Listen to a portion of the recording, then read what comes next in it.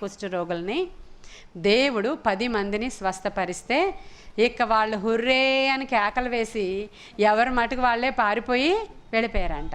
వెళ్ళిపోయినప్పుడు ఒకే ఒక్కడు, వాడు కూడా అన్యుడు, సమరయుడు, అయ్యో నన్ను స్వస్థపరిచాడు కదా, మర్చిపోయామేంటి థ్యాంక్స్ చెప్పడం అని చెప్పి వెనక్కి పరిగెత్తుకొని వెళ్ళాడంటండి. హల్లెలూయా, హల్లెలూయా.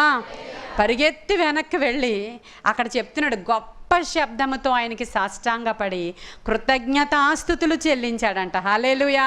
Thank you Jesus, thank you Jesus, thank you Jesus, అయ్యా నీకు వందనాలయ్యా అని చెప్పి కృతజ్ఞతాస్తుతులు చెల్లించి నన్ను స్వస్థపరిచి శుద్ధునిగా చేసి నన్ను మంచి మనిషిగా చేసి నార్మల్ చేసి ఇది ఆర్డినరీ కాదయ్యా, నువ్వు ఇచ్చిన స్వస్థత ఇది సాధారణమైనది కాదయ్యా అని కృతజ్ఞతాస్తుతులు చెప్తే మంచిగా భలే బాబు నువ్వు వచ్చావు, వెరీ గుడ్ వెరీ గుడ్, నువ్వు చాలా మంచి స్టూడెంట్వి అని అనలేదు ఆయన.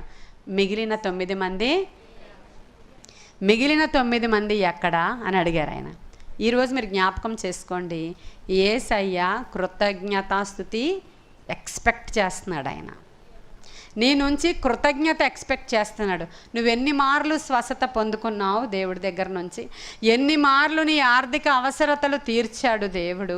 నీ పరీక్షల సమయం నుంచి, నువ్వు చదువుకున్న సమయం నుంచి, నీ పెళ్లి సమయం నుంచి, నీ కోర్టు కేసుల సమయం నుంచి, నీ ఇంట్లో అవసరతల సమయం నుంచి, నీ బిడ్డల పుట్టడం సమయం నుంచి, నీకు ప్రతి విషయంలో కూడా నీకు దేవుడు సహాయం చేస్తే ఈరోజు అవన్నీ మర్చిపోయి ఇదెందుకు చేయట్లేదని ఏడుస్తూ కూర్చున్నా నీకు మరొక కార్యం జరుగుతుందంటవా?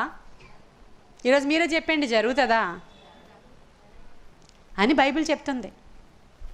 మరొక కార్యం ఈరోజు ఇంకా జరగదు.